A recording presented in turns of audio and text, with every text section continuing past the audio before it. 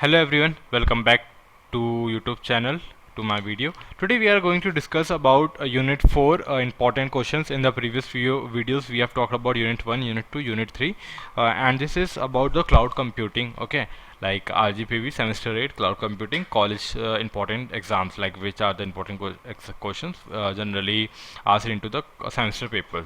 So let's begin. So first of all, question they generally ask about the security fundamentals and architectures. So you have to just write about the basics principle and structure designed to like protect data and system.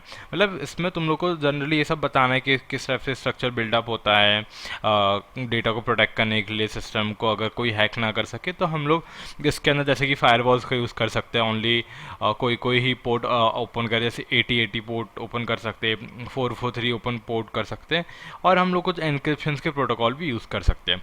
तो इसके अंदर पूरा की तुमको examples के साथ तुम लोग आर्किटेक्चर बता सकते हो फंडामेंटल्स के साथ. ठीक है. सेकंड क्वेश्चन हमारे पास आता है सिक्योर कम्युनिकेशंस इन क्लाउड. अब सिक्योर कम्युनिकेशंस के अंदर क्या होता है कि जब भी हम लोग डेटा को ट्रांसमिट करते हैं क्लाउड के ऊपर, सो कोई थर्ड पर्सन आकर के उसको एक्सेस ना कर ले, हम उसको बोलते हैं सिक्योर कम्युनिकेशंस इन क्लाउड की. मतलब जैसे कि एग्जाम्पल होता है इसको SSL एंड /TLS, है ना.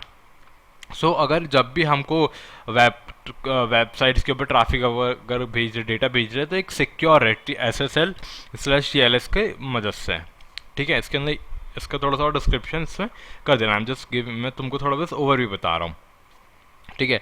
फिर उसके बाद वर्नरेबिलिटी टूल्स, लाइक मतलब वर्नरेबिलिटी टूल जैसे कुछ बग है या कुछ वीकनेसेस है कंप्यूटर के अंदर, तो उसको फाइंड करने के लिए काम आता है हमारे पास. ठीक है.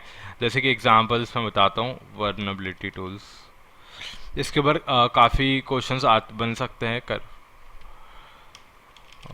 टूल्स के ऊपर. अगर हम लोग देखें तो लाइक हमारे पास अलग अलग टूल्स जैसे कि Nmap हो गया, निकाटो हो गया, ओपन वैल्स हो गया, ये सब मतलब टूल्स होते हैं कि जो बग स्कैनिंग और ये सब चीज़ों में काम आते हैं.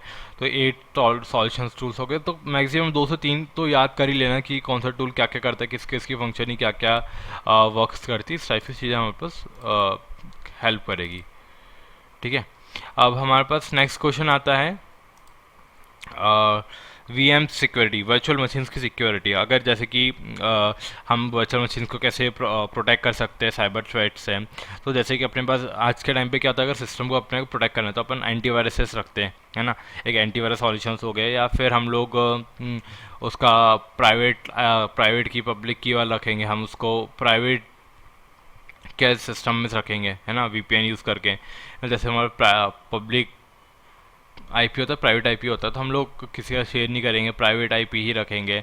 और मेन अबाउट हम लोग कीज़ किसी के साथ शेयर नहीं कर सकते हैं, है ना, इसके ऊपर अगर तुम्हें सिक्योर रखना हो तो.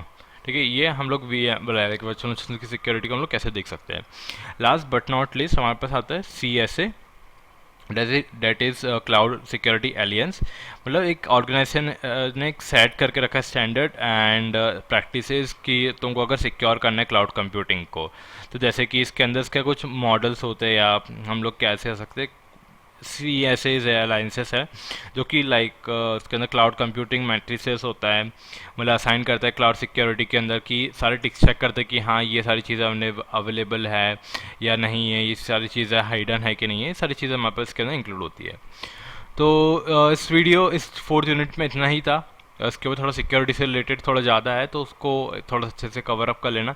बाकी मन से तुम लोग लिख सकते ही हो, है ना. तो टर्म्स बाय टर्म अच्छे से इसको क्लियर कर लेना और एग्जांपल्स के साथ उसको बनाना. और डायग्राम्स बनाना मत भूलना, क्योंकि डायग्राम्स के बेसिस पे तुमको नंबर कहीं ना कहीं अच्छे से मिल जाते हैं. ठीक है. Thank you so much guys for watching this video. If you have any quick query तुम लोग कमेंट के अंदर पूछ सकते हो. And thank you so much. Please like, share and subscribe.